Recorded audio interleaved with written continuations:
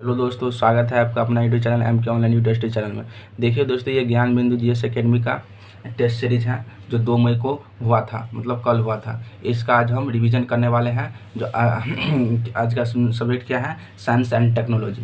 देखिए दोस्तों, इसका हम बहुत अच्छी तरह से रिवीजन करेंगे, जो बिट्टू झा सर के द्वारा डेली कराया जाता है। मतलब साइंस का बिट्टू झा सर कराते हैं, बहुत अच्छा से कराते हैं।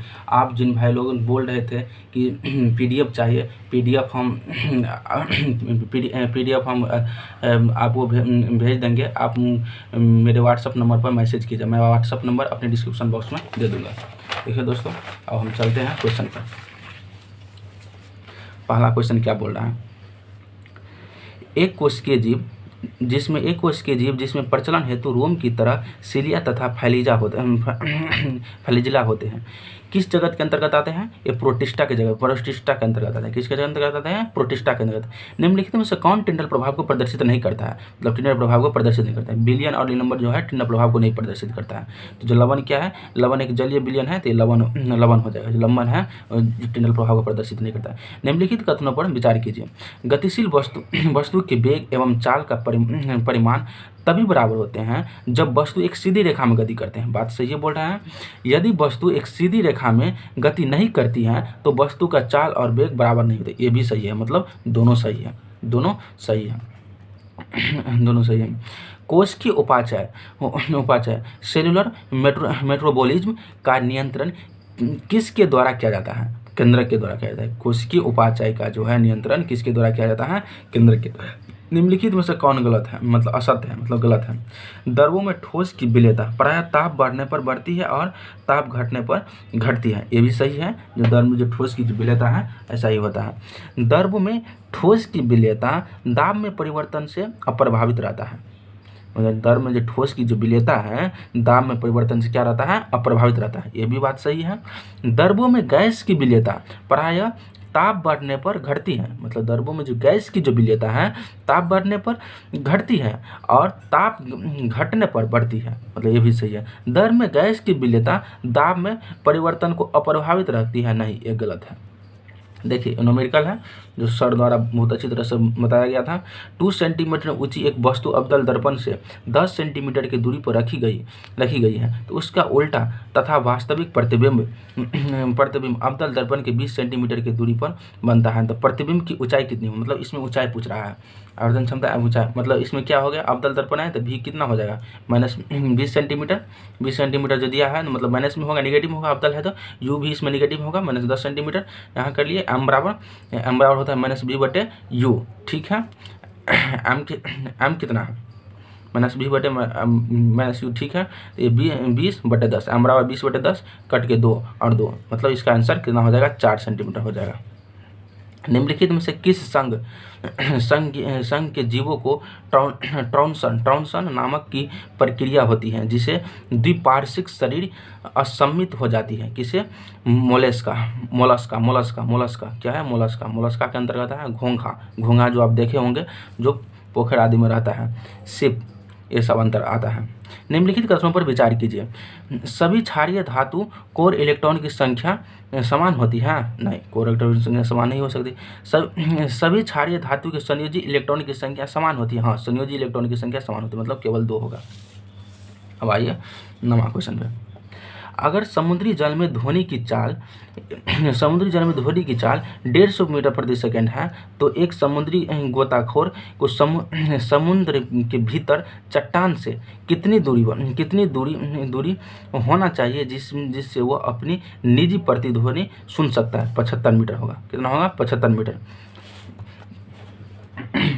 सुपर कंप्यूटर की लंबाई सुपर कंप्यूटर के लिए शब्द लंबाई का प्रास रेंज होता है, मतलब 64 बीट होता है। सुपर कंप्यूटर के लिए 64 बीट तक होता है। मानव जीव की ऊपर की सतह पर स्थित पैपिला को क्या कहते हैं जिसमें कोई स्वाद कलिकाएं नहीं पाई जाती हैं? क्या कहते हैं जो कोई स्वाद कलिका नहीं पाई जाती हैं? फिलीफॉर्म कहते हैं। क्या कहते हैं उसे? फिलीफॉर्म कहते हैं। मानव जीव के ऊपर की सतह पर स्थित पैपिला को क्या कहते हैं? जिसमें कोई स्वाद कलिकाएं नहीं पाई जाती हैं, फिलीफॉर्म कहते हैं उसे। क्या कहते हैं? फिलीफॉर्म कहते हैं। निम्नलिखित में से कौन सा विकल्प सुसम्मिलित नहीं है? मानव रुधिर का पीएच मान कितना होता है? 7.4, मतलब ये क्षारीय हो गया, सब क्षारीय। अंडे का 7.8, दंत पेस्ट का 8 होता है। पाक सोडा बिलियन किसका? 10.5 नहीं, 8.5 होता है, 8.5 होता है। मतलब क्या सही है? डी सही हो गया। मतलब इसमें गलत चुनने के लिए बोल रहा था, डी सही हो गया। निम्नलिखित कथनों में से कथन सही है। जब प्रकाश की किरण विरल माध्यम से सघन माध्यम में जाती हैं तो अभिलंब से दूर हट जाती है। नहीं, गलत है। जब प्रकाश की किरण सघन माध्यम से विरल माध्यम में जाती हैं तो अभिलंब की ओर मुड़ जाती है। नहीं, ये दूर हो जाएगी। जब प्रकाश की किरण दोनों माध्यमों को अलग करने वाली सतह पर लंबवत पड़ती हैं तो बिना मुड़े सीधी निकल जाती हैं। बात सही, ये सही बोल रहा है, मतलब सी हो जाएगा। निम्नलिखित कथनों पर विचार किए। जीवाणु में अनॉक्सिन शोषण के दौरान लैक्टिक अम्ल का निर्माण होता है। लैक्टिक अम्ल का निर्माण होता है? नहीं। मानव कोशिका में ऑक्सीन शोषण के दौरान इथाइल एल्कोहल का निर्माण होता है। नहीं, ये भी गलत बोल रहा है, मतलब दोनों गलत है। इसका डी हो जाएगा, दोनों गलत है। हाइड्रोजन सल्फाइड तथा क्लोरीन के बीच अभिक्रिया होने पर अवकरण किसका होगा? किसका अपकरण होगा? क्लोरीन का अपकरण होगा। किसका? क्लोरीन का। हाइड्रोजन सल्फाइड तथा क्लोरीन के बीच अभिक्रिया होने पर अपकरण किसका होगा? क्लोरीन का होगा। जब एक धारावाही चालक को चुंबकीय क्षेत्र में रखा जाता है, है तो उस पर एक बल लगता है। इस बल की दिशा का पता चलता है फ्लेमिंग के बाएं हाथ नियम के अनुसार। किसके अनुसार? फ्लेमिंग के बाएं हाथ के नियम के अनुसार। देखिए, इसमें फोर फिंगर मतलब चुंबकीय क्षेत्र की दिशा होगा। मिडिल फिंगर किसकी दिशा होगा? विद्युत धारा की दिशा। और थंब जो अंगूठा हो गया, बल की दिशा होगा। ठीक है दोस्तों, अब आगे चलिए 17वां क्वेश्चन। निम्नलिखित में से कौन सा सही नहीं है? मतलब गलत है। धमनियाँ की उत्पत्ति हृदय से होती है। बात सही है। धमनियाँ शुद्ध रक्त का परिवहन करता है। बात सही है। शिरा की उत्पत्ति हृदय में होती है। नहीं, शिरा की उत्पत्ति शरीर के विभिन्न अंगों से होती है। मतलब ये गलत है। शिरा के माध्यम से अशुद्ध रक्त का परिवहन होता है। हाँ, ये सही है। किसी तत्व X के क्लोराइड का सूत्र HCl2 है। यह यौगिक उच्च गलनांक वाले ठोस हैं। X आवर्त सारणी के उसी वर्ग में होगी जिसमें Ca है, जिसमें होगा किसमें? कैल्शियम में होगा, Ca। बिंदु A तथा B के बीच समतुल्य प्रतिरोध कितना होगा? मतलब देखिए, इसका कितना प्रतिरोध होगा हम निकाल लेंगे बहुत अच्छी तरह से। देखिए दोस्तों, इसका पहले निकालेंगे। देखिए 5 ओम और 5 ओम यहाँ दिया हुआ है, 20 ओम यहाँ और 24 ओम बीच में है। ठीक है, ये दोनों 5 ओम और 5 ओम की है, एक क्या है? एक श्रेणी क्रम में है। श्रेणी क्रम में होता है RS बराबर, आपको मालूम होगा RS बराबर होता है श्रेणी क्रम में, दोनों जुड़ जाता है। 5 प्लस 5 कितना हो गया? 10 हो गया। नीचों का भी हम जोड़ लेंगे, ये भी श्रेणी क्रम में है, तो RS बराबर हो जाएगा 20 प्लस 20 कितना हो गया? 40 हो गया। 40 ओम हो गया, 10 ओम हो गया। ठीक है, आज 24 ओम दिया। अब क्या हो गया? ये सब समांतर क्रम में आ गया, अब देखिए RP निकालेंगे। RP बराबर 1/10 प्लस 1/40 प्लस 1/24। ठीक है, इसका एलसीएम लेंगे, कितना हो जाएगा? 120। एलसीएम लेंगे तो 10 12 हो जाएगा। एक कितना हो जाएगा? 3। एक कितना हो जाएगा? 5। सबको जोड़ेंगे कितना हो जाएगा? 15 5 20, 20/120। इससे इसको काटेंगे मतलब 1/6, तो RP कितना हो गया? 6 ओम। तो इसका आंसर कितना हो गया? 6 ओम। आप बहुत अच्छी तरह से समझ गए होंगे। ठीक है, अब अगला क्वेश्चन बढ़ते हैं। बायोटेक्नोलॉजी शब्द का प्रयोग सर्वप्रथम किसने किया था? कार्ल इर्क ने किया था। किसने किया था? कार्ल इर्क ने किया था। किसने किया था? कार्ल इर्क ने। निम्नलिखित में से कौन सा एक पौधा विभोजितिका उत्तक के संदर्भ में सही नहीं है? यह जीवित कोशिकाओं का बना उत्तक होता है जिसमें विभाजन की क्षमता होती है। हाँ, बात सही है बोल रहा है। उस उत्तक की कोशिकाओं की राजधानियाँ बहुत बड़ी होती हैं। नहीं, ये गलत बोल रहा है। इसके कोशिका का केंद्रक बड़े बड़े होते हैं। हाँ, बात सही है। इसके कोशिका में कोशिका रस की मात्रा काफ़ी अधिक होती है। हाँ, ये भी सही है। निम्नलिखित में से किसके द्वारा CO2 पर किए गए प्रयोग से क्रांतिक परिघटना का पता लगा, जिसके अनुसार प्रत्येक गैस एक विशिष्ट क्रांतिक ताप होता है जिसके ऊपर के ताप पर गैस को द्रवित नहीं किया जा सकता है, चाहे कितना भी दाब आरोपित कर दिया जाए। क्या होगा? एंड्रज होगा। क्या होगा? एंड्रज होगा। क्या हो जाएगा? एंड्रज। नीचे चित्र के अनुसार 4 ग्राम, 8 ग्राम और 24 ग्राम की 3 ब्लॉक हल की डेयरी में संबद्ध है तथा घर्षण रहित क्षैतिज बल पर F द्वारा खींचे जाते हैं। यदि निकाय का त्वरण 2 मीटर प्रति सेकेंड स्क्वायर हो तो आरोपित बल F का मान होगा। देखिए दोस्तों, अब इसको हम बहुत अच्छी तरह से बना लेंगे। मतलब F होगा, तो F का मान होगा, आरोपित बल F का मान होगा। ठीक है। हाँ दोस्तों, देखिए अब इसको हम निकालते हैं। आप इतना तो जानते होंगे, F बराबर क्या होता है? MA होता है। द्रव्यमान कितना है? 24, 8, 4। सब द्रव्यमान को जोड़ देंगे। ठीक है, सब द्रव्यमान को जोड़ देंगे। द्रव्यमान कितना हो जाएगा? 24, 8 32 और 4 36 हो जाएगा। 36 हो जाएगा। ठीक है, द्रव्यमान जोड़ दिए। अब कितना त्वरण कितना दिया है? 2 मीटर प्रति सेकेंड स्क्वायर दिया है, तो अब 2 से गुना कर देंगे। कितना हो जाएगा? 72 हो जाएगा। कितना हो जाएगा? 72 न्यूटन हो जाएगा। इसका आंसर 72 न्यूटन हो गया। निम्नलिखित पर विचार कीजिए। भोजन पाचन मुख गुहा से ही शुरू हो जाता है। सर्वप्रथम भोजन के कार्बोहाइड्रेट अवयव का पाचन होता है। मतलब दोनों सही है। भोजन का जो पाचन है मुख गुहा से ही शुरू हो जाता है। ठीक है, ये भी सही है। सर्वप्रथम भोजन का कार्बोहाइड्रेट अवयव का पाचन होता है, ये भी सही है। दोनों सही है। देखिए, CO और सियान के होल 6 के पावर -3 लगा हुआ है। ठीक है, इसमें कोबाल्ट का ऑक्सीकरण संख्या पूछ रहा है। ठीक है, हम निकालेंगे कोबाल्ट का ऑक्सीकरण संख्या निकालने के लिए। हमें जिसका ऑक्सीकरण संख्या निकालना है उसको हम X मानते हैं। आप जानते होंगे साइनाइड का क्या होता है? -1 होता है, ऑक्सीकरण संख्या -1। 6 दिया हुआ है तो -6 हो गया। ठीक है, और ऊपर में जितना होता है उसके बराबर हम लिख देते हैं। जैसे देखिए, ऊपर में कितना है? -3, तो -3 लिख दिया। अब X बराबर -3 + 6, तो X बराबर +3 हो गया। तो इसका ऑक्सीकरण संख्या कितना हो गया? +3 हो गया। ठीक है दोस्तों, यदि किसी घूमती हुई वस्तु का जड़त आघूर्ण उसके द्रव्यमान के पुनर्वितरण के कारण बढ़ जाता है तो इसका कोणीय वेग क्या होगा? घट जाएगा। कोणीय वेग घट जाएगा। यदि किसी घूमती हुई वस्तु का जड़त आघूर्ण उसके द्रव्यमान के पुनर्वितरण के कारण बढ़ जाता है तो इसका कोणीय वेग क्या होगा? घट जाएगा। निम्नलिखित में से कौन सा एक मानव के श्वसन मार्ग का सही क्रम है? सही क्रम देखिए दोस्तों, इसको बहुत अच्छी तरह से हम याद करेंगे। नासिका छिद्र पहला क्या हो? नासिका छिद्र ग्रसनी, लैरिंक्स, ट्रैकिया और ट्रैकिया द्वारा फेफड़ा। पहले देखिए, नासिका छिद्र होगा, नासिका छिद्र ग्रसनी होगा, लैरिक्स होगा और ट्रैकिया होगा और ट्रैकिया के बाद फेफड़ा होगा। ठीक है, निम्नलिखित पर विचार कीजिए। काला कार्बन तथा ग्रीन कार्बन प्रकाश का अवशोषण कर वैश्विक ताप में सहयोग देता है? नहीं, ये गलत है।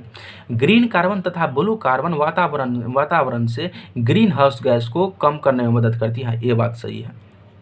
ग्रीन कार्बन, ब्लू कार्बन वातावरण से ग्रीन हाउस गैस को कम करने में मदद करती है, ये बात सही है। परमाणु संख्या के संदर्भ में निम्नलिखित में से कौन सा सही नहीं है? सही नहीं है।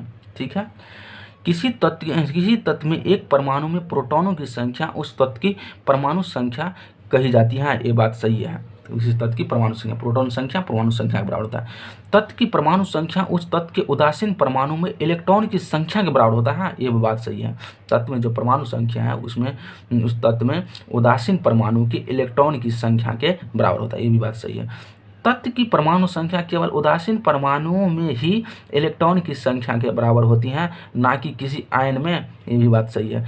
तत्व की जो परमाणु संख्या है केवल उदासीन परमाणुओं में ही इलेक्ट्रॉन की संख्या के बराबर होती है, ना कि किसी आयन में, ये भी बात सही है। तत्व की परमाणु संख्या रासायनिक अभिक्रिया के दौरान परिवर्तित होती है, नहीं, ये गलत है, ये गलत है। हमको बोल रहा था गलत कौन है, तो इस गलत डी हो गया। पानी का तापमान 4 डिग्री सी से बढ़ा दिया जाता है तो इसका घनत्व, जब ये 4 डिग्री सी पर बढ़ा देंगे तो घनत्व क्या हो जाएगा, कम हो जाएगा। जब ये इसका टेम्परेचर बढ़ाएंगे तो इसका घनत्व कम हो जाएगा, घट जाएगा। पारिस्थितिकी अनुक्रम में भाग लेता है, जैविक घटक और अजैविक घटक दोनों भाग लेते हैं, जैविक तथा अजैविक दोनों भाग लेते हैं, मतलब सी ऑप्शन। निम्नलिखित में से कौन सा तत्व एक बंधन नहीं है, एक बंधन नहीं है? मैग्नीशियम एक बंधन नहीं है, मैग्नीशियम एक बंधन नहीं है। हाइड्रोजन, पोटेशियम, क्लोरीन क्या है, एक बंधन है।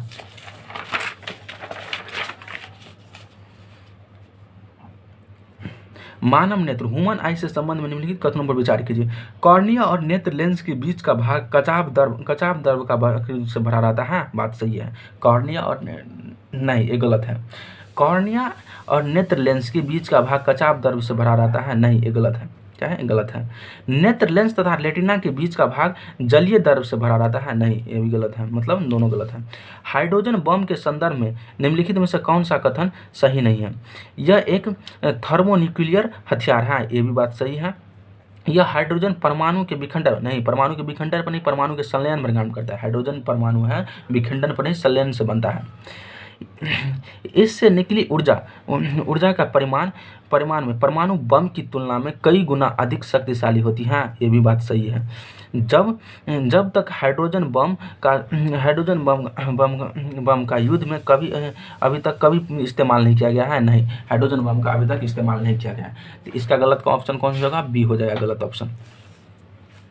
निम्नलिखित में से कौन सा सही नहीं है, मतलब गलत सुना है। धमनियों से होकर शुद्ध या ऑक्सीजन जनित रक्त का परिवहन होता है, हाँ होता है। धमनियों से होकर शुद्ध या ऑक्सीजन जनित रक्त का परिवहन होता है। फुफ्फुस धमनी एक अपवाद है जो अशुद्ध रक्त को फेफड़ों से हृदय में ले जाती है, नहीं, ये गलत है। हृदय से फेफड़ों में ले जाती है, ये सही होगा। क्या है, इसका आंसर बी गलत हो जाएगा। धमनियाँ का अंत, धमनियों में दीवार मोटी, लचीली तथा कपाटविहीन होती हैं, हाँ ये बात सही है। धमनियों में जो दीवार होती हैं मोटी, लचीली तथा कपाटहीन होती हैं। धमनियाँ का अंत केशिकाओं के रूप में होता है, ये भी बात सही है। एम तथा एन सब न्यूट्रॉनिक तत्व हैं, इनकी द्रव्यमान संख्या क्रमशः 70 और 72 है। यदि एम की परमाणु संख्या 34 है तो एन की परमाणु संख्या निकालें। क्या बोल रहा है, ठीक है, सब न्यूट्रॉनिक बोल रहा है तो सब न्यूट्रॉनिक बोल रहा है, सब न्यूट्रॉनिक होगा तो क्या न्यूट्रॉन संख्या बराबर होगा। अब परमाणु संख्या बोल रहा है, परमाणु संख्या निकालना है। परमाणु संख्या, प्रोटॉनों की संख्या क्या होता है, परमाणु संख्या होता है, ठीक है। देखिए दोस्तों, द्रव्यमान संख्या क्या बराबर है, द्रव्यमान संख्या बराबर क्या होता है, प्रोटॉनों की संख्या प्लस न्यूट्रॉनों की संख्या, ठीक है। हमें दिया गया है कितना, तत्का द्रव्यमान संख्या कितना है, 70 दिया गया है। द्रव्यमान संख्या 70 और 72 दिया गया है। एम का द्रव्यमान संख्या 70 और 72 दिया गया है, ठीक है। इसका द्रव्यमान संख्या हम 70 मानते हैं, ठीक है, 70 दिया गया है। तथा यदि एम की परमाणु संख्या 34 है, एम की परमाणु संख्या 34 है तो उसकी एम की परमाणु संख्या कितनी है, 34 है, तो एन की परमाणु संख्या बोल रहा है, ठीक है। तो अब हम निकाल लेंगे सूत्र से, जेड कितना हो गया 70, तो हमें क्या निकालना है, पी निकाल लेंगे, पी एन निकालेंगे, पी दिया हुआ है तो एन निकालेंगे, कितना हो जाएगा 34 प्लस एन हो जाएगा, ठीक है। 70 में से 34 गया, कितना रह गया, एन इक्वल टू हो गया 34 में से 34 कितना रह गया, 36 रह गया। एन कितना निकल गया, 36, ठीक है। एन 36 रह गया, मतलब न्यूट्रॉन की संख्या कितना हो जाएगा, 36 हो जाएगा। न्यूट्रॉन की संख्या 36, तो 36 तो दोनों में होगा, न्यूट्रॉन सब न्यूट्रॉनिक है, एम और क्या सब न्यूट्रॉनिक है, तो दोनों में 36 न्यूट्रॉन होगा, ठीक है। अब फिर निकालते हैं प्रोटॉनों की संख्या। जेड कितना है इसमें, जेड कितना है इसमें 72 है, ठीक है। जेड 72 है, तो 72 प्लस प्रोटॉनों की संख्या प्लस न्यूट्रॉनों की संख्या, न्यूट्रॉनों की संख्या तो 72 में से न्यूट्रॉन की संख्या घटा देंगे, प्रोटॉन की संख्या निकल जाएंगे। न्यूट्रॉन की संख्या कितना निकाले हैं, 36 निकाले हैं, तो 72 में से 36 गया तो प्रोटॉन की संख्या कितना आ जाएगा, 36 हो जाएगा। तो इसका आंसर ए हो जाएगा 36, ठीक है दोस्तों। आगे चलिए, यदि किसी चालक तार में 1 एम्पीयर की धारा बह रही है तो उसमें प्रत्येक अनुप्रस्थ काट से 1 सेकेंड से प्रवाहित इलेक्ट्रॉनों की संख्या कितनी होती है, 6.25 गुने 10⁻18 होता है, ये होता है। निम्नलिखित में से कौन सा एक सही सुमेलित नहीं है, सही सुमेलित नहीं। वृक्ष मित्र सुंदरलाल बहुगुणा, ये सही है, ठीक है, वृक्ष मित्र है सुंदरलाल बहुगुणा के द्वारा है। जल पुरुष, जल पुरुष क्या है, राजेंद्र सिंह के द्वारा, जल पुरुष राजेंद्र सिंह। पर्यावरण engineer GD Agarwal, GD Agarwal. वृक्ष मित्र सुंदरलाल बहुगुणा, वृक्ष मित्र सुंदरलाल बहुगुणा। जल पुरुष राजेंद्र सिंह, जल पुरुष राजेंद्र सिंह। पर्यावरण इंजीनियरिंग जीडी अग्रवाल, पर्यावरण engineering GD Agarwal, GD Agarwal. Ayushman, Ayushman क्या है, आयुष्मान सोमन, आयुष्मान ये गलत है, मतलब डी हो जाएगा। निम्नलिखित में से सार्वधिक, मतलब सार्वजनिक नहीं होगा, सार्वधिक होगा। सार्वधिक आयनन ऊर्जा वाला तत्व कौन है, और जो लिथियम है, सार्वधिक आयनन ऊर्जा वाला तत्व जो है, सार्वधिक आयनन ऊर्जा वाला तत्व लिथियम है। एक व्यक्ति पटना से रांची जाता है और पुनः रांची से पटना वापस आता है, तो व्यक्ति का विस्थापन कितना होगा, व्यक्ति 0 हो जाएगा, क्योंकि जो व्यक्ति, अगर विस्थापन क्या होता है, विस्थापन या मान लेते हैं यहाँ से यहाँ क्या हो गया, ये पटना हो गया, ये रांची हो गया, रांची हुआ, यहाँ से यहाँ गया तो ये विस्थापन हो गया, ठीक है, इतना दूरी में विस्थापन हो गया, फिर यहाँ से ये यहाँ आ गया, यहाँ आ गया, फिर पटना आ गया, फिर ये इसका विस्थापन हो गया, मतलब फिर इसी बिंदु पर आ गया, इसी बिंदु पर आ गया तो विस्थापन 0 हो गया, 0 हो गया। निम्नलिखित में से किस जीव में स्वपोषी तथा परपोषी दोनों प्रकार की पोषण पाए जाते हैं, जीवाणु में, जीवाणु जो है, जीवाणु में स्वपोषी और परपोषी दोनों प्रकार के पोषण पाया जाता है, किसमें, जीवाणु में। एक बंद बर्तन में रखे गैस का दाब 36 पास्कल के बराबर है। यदि स्थिर ताप पर इस गैस को किसी दुगुने आयतन वाले बर्तन में भेज दिया जाए तो उसमें गैस का दाब होगा 18 पास्कल होगा, कितना होगा, 18 पास्कल, 18 पास्कल, मतलब आधा हो जाएगा। जब दुगुने आयतन दुगुना होगा, आयतन दुगुने आयतन वाले बर्तन में रख देंगे तो उसका क्या होगा, दाब आधा हो जाएगा, ठीक है। यदि F परिमाण का बल m द्रव्यमान की वस्तु से A त्वरण उत्पन्न करता है तो न्यूट्रॉन के द्वितीय गति नियम के अनुसार निम्नलिखित में से कौन सा सही है, ठीक है। आप जानते होंगे F बराबर कौन होता है, F बराबर क्या होता है, ma होता है, ma होता है, तो ठीक है, हमें क्या निकालना है, हमें देखना है, तो A बराबर F/m, तो इसमें क्या हो जाएगा, तो F को कांस्टेंट मानते हैं तो A समानुपाती 1/m हो जाएगा, ये हो जाएगा सी ऑप्शन। मानव शरीर में जनन ग्रंथि की सहायता सक्रिय, मानव शरीर में जनन ग्रंथि की सक्रियता बढ़ने से कौन सी ग्रंथि शरीर में लुप्त हो जाती है, थाइमस लुप्त हो जाता है। मानव शरीर में जनन ग्रंथि की सक्रियता बढ़ने, मतलब मानव ग्रंथि की सक्रियता बढ़ने से कौन सी ग्रंथि शरीर में लुप्त हो जाती है, थाइमस लुप्त हो जाती है, कौन सी लोग, थाइमस लुप्त हो जाती है। निम्नलिखित कथनों पर विचार कीजिए। ओजोन गैस सड़ी हुई मछली की तरह गंध देती है, बात सही है, सड़ी हुई मछली की तरह गंध देती है। हाइड्रोजन सल्फाइड में सड़े हुए अंडे की तरह गंध देते हैं, ये भी बात सही, मतलब दोनों सही है। रंगीन द्रव का एक बूंद नीले लिटमस पत्र को लाल कर देता है, तो रंगीन द्रव में निम्नलिखित में से क्या है, रंगीन द्रव एक तनु HCl है, क्या है, तनु HCl है, मतलब क्या होगा, अम्ल होगा। जब ये नीले लिटमस